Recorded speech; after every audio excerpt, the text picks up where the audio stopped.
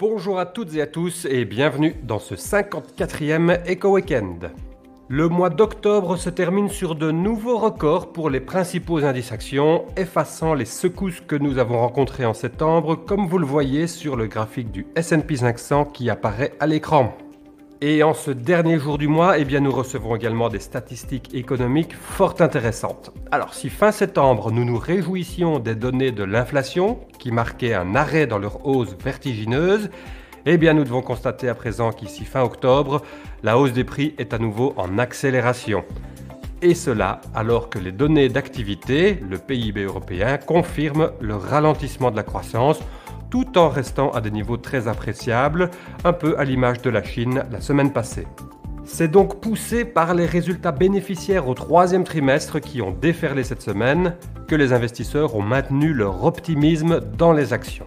Pourtant, la tendance était loin d'être claire, avec d'un côté des belles surprises bénéficiaires, comme par exemple pour les deux géants Alphabet et Microsoft, mais d'un autre côté de moins belles surprises, comme pour deux autres géants, Apple et Amazon.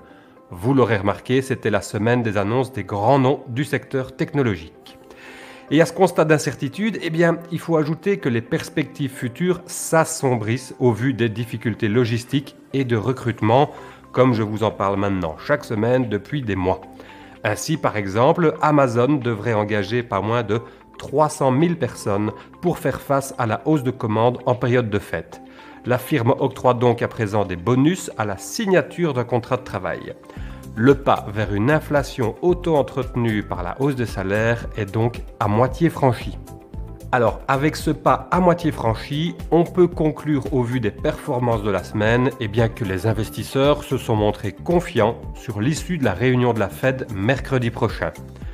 Dans l'annonce de fin des politiques monétaires ultra accommodantes qui devraient être faites, on s'attend donc à beaucoup de pondération et certainement pas à aborder la question de la future hausse des taux d'intérêt. En Europe, cette semaine, Christine Lagarde a également annoncé la fin du programme d'urgence pandémique en mars 2022 comme prévu, ce qui a provoqué une légère tension au niveau des taux d'intérêt, ce qui explique la correction des obligations cette semaine.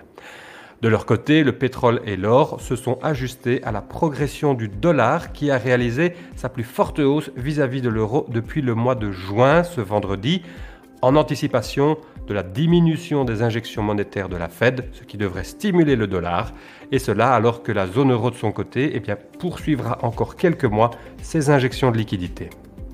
En Chine, le ralentissement économique et le développement de la pandémie pèsent encore sur les marchés.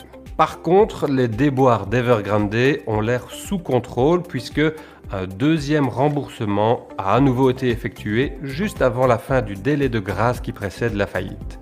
Alors il y a un mois, lorsque la firme n'avait pas honoré un paiement, les autorités chinoises avaient demandé au fondateur d'Evergrande, le milliardaire Hui Kaiyan, qui aurait perçu 7 milliards de dollars de dividendes depuis 2009, soit presque l'ensemble des remboursements que le groupe va devoir effectuer en 2022, les autorités chinoises ont demandé au milliardaire de rembourser les créanciers avec sa fortune personnelle.